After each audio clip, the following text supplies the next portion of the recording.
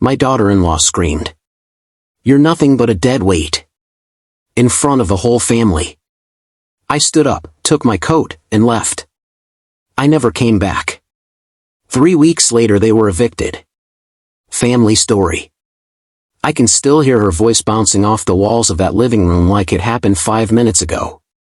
It was a Saturday in late October, the kind of crisp Midwestern afternoon when the leaves outside the big bay window were the color of old rust and the HOA had already put up those little signs about leaf bags. My son Derek and his wife, Vanessa, had invited the whole family over for what they called a casual get-together. Casual meant 3 trays of store-bought appetizers, a cooler of cheap beer on the back patio, and every relative within a 2-hour drive sitting on the sectional that still had the plastic cover on the arms. I had lived with them for 14 months by then. After my husband Frank passed, the house we had paid off in Cedar Falls felt too quiet and too full of his empty chair. Derek offered me the guest room over the garage. "Mom, the kids love having you around," he said. Vanessa smiled that thin smile of hers and said it would be temporary. Temporary stretched into me cooking most nights, folding laundry that never seemed to end, driving my granddaughter Lila to dance class 3 times a week, and writing a check every month for half the mortgage because Derek's commission checks had gotten unpredictable. That afternoon the room was packed. My sister Carol sat on the ottoman with a paper plate of stuffed mushrooms. Derek's old college roommate, Troy, leaned against the fireplace. Vanessa's parents had driven up from Des Moines and were parked on the love seat like they owned the place. The kids were running through the kitchen with juice boxes. Someone had turned the television to a college football game with the sound low. Everything looked ordinary until it wasn't. Vanessa had been quiet most of the day. She kept checking her phone and then glancing at me like I had tracked mud across her white rug. I was in the kitchen rinsing the good glasses when I heard her voice rise in the living room. I dried my hands on a dish towel and stepped through the doorway just as she stood up from the couch. "I'm done pretending this is normal," she said. Her face was red. "We're drowning, Derek. And she's the reason." Derek tried to quiet her with a hand on her arm. She shook it off. Then she looked straight at me. The whole room went still. Even the kids stopped running. "You're nothing but a dead weight," she screamed. "You sit here every day like you belong, eating our food, using our electricity, acting like you're doing us a favor when you're the reason we can't breathe. Get out of my house." Nobody moved.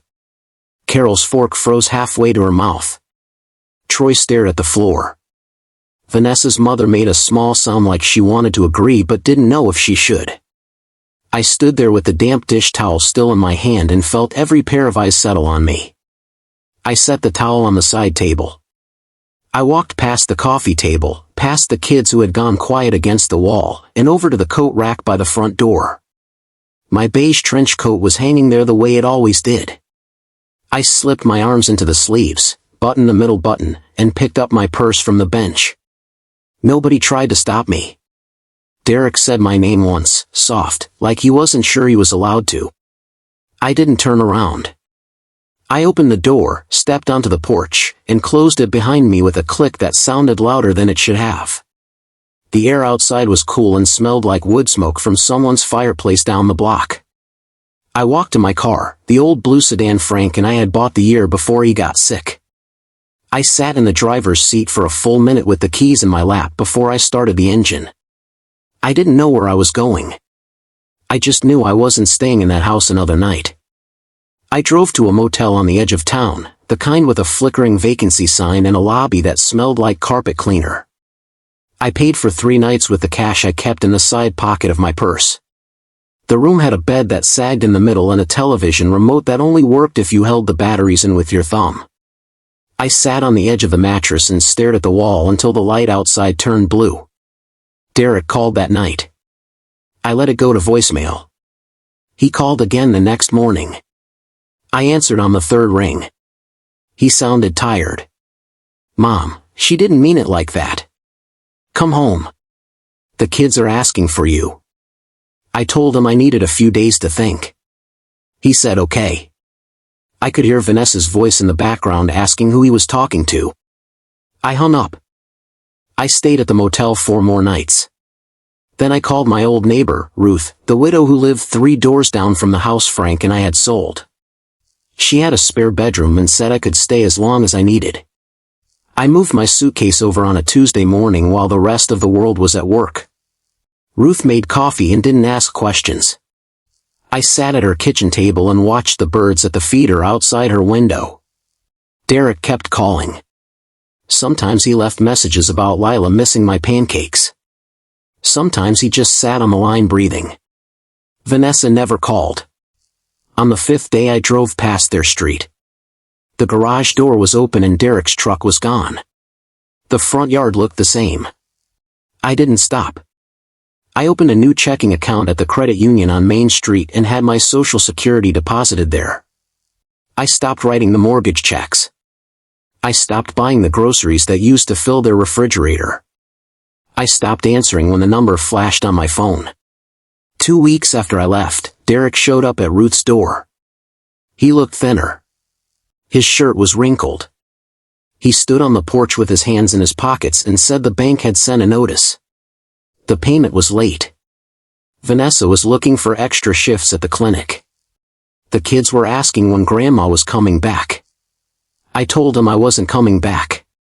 He stared at me like he didn't recognize the words. Then he nodded once, turned around, and walked to his truck without saying goodbye.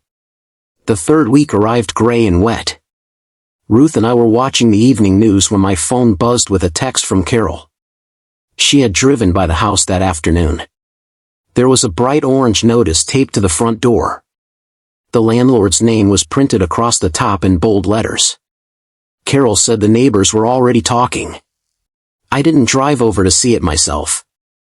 I didn't need to. I sat in Ruth's living room with a cup of tea gone cold in my hands and listened to the rain hit the roof.